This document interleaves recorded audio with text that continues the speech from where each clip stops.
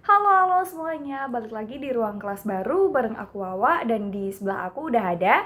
Halo, Kiki di sini. Apa kabar semuanya?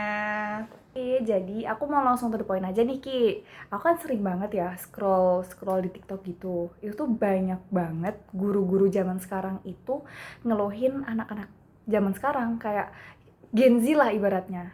Katanya Gen Z tuh susah banget kayak kalau misalkan lagi ngajar nih di kelas, ditinggal merem dikit aja mereka tuh udah pada langsung main HP.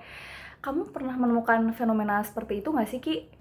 Sering banget nih aku dengar keluhan itu, Wak. Tapi jujur nih ya, menurut pandangan psikologi pendidikan, kita tuh nggak bisa langsung ngecap mereka sebagai mahasiswa yang malas atau siswa yang malas atau nggak mau dengerin nih.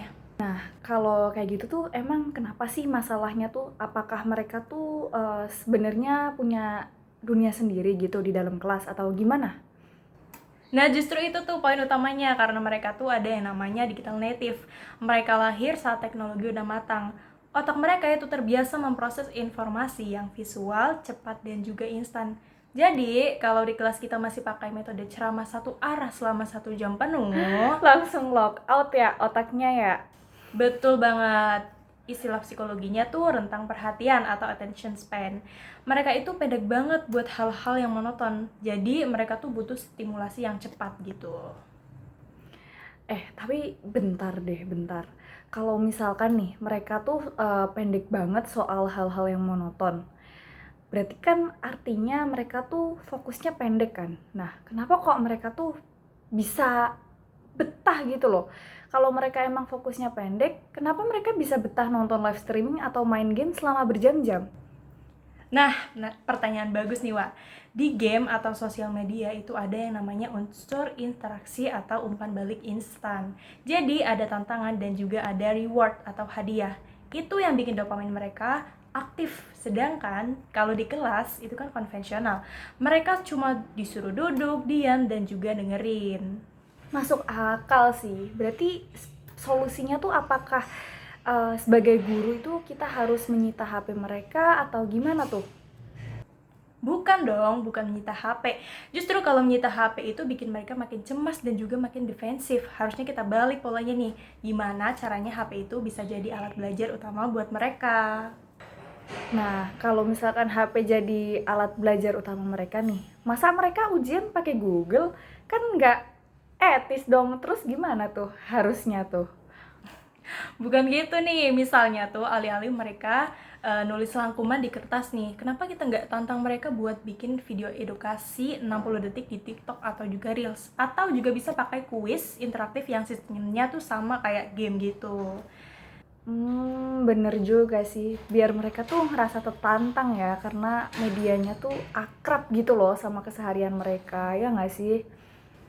Betul banget nih, jadi Gen Z itu punya karakteristik suka dihargai eksistensinya dan juga suka kerja praktik.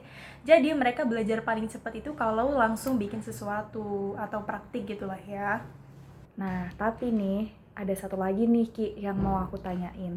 Gen Z itu kan identik soal mental health kan. Nah, tapi di sisi lain, banyak generasi-generasi sebelum Gen Z kayak generasi milenial tuh bilang bahwa Gen Z itu karena saking pedulinya soal mental health, sebenarnya itu mereka gampang stres atau rapuh. Kamu setuju nggak sih sama statement kayak gitu tuh? Kalau aku sih melihat mereka itu lebih ke sadar diri ya atau self aware, bukan rapuh. Jadi mereka kan hidup di era kompetisi global yang tinggi banget nih gara-gara media sosial. Makanya pendekatan psikologis guru atau dosen sekarang itu harus bergeser dari yang namanya penguasa kelas itu menjadi fasilitator atau juga mentor.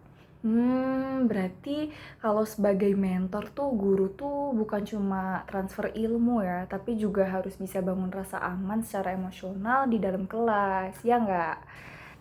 Betul banget nih, 100 buat kamu, Wak. Kalau mereka merasa aman untuk salah tanpa dihakimi, potensi mereka itu bakal langsung keluar semua tuh.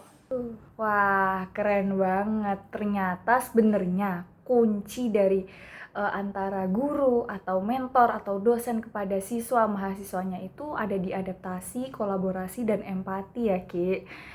Jujur menurut aku obrolan kita hari ini daging semua sih. Makasih banyak ya Ki informasinya.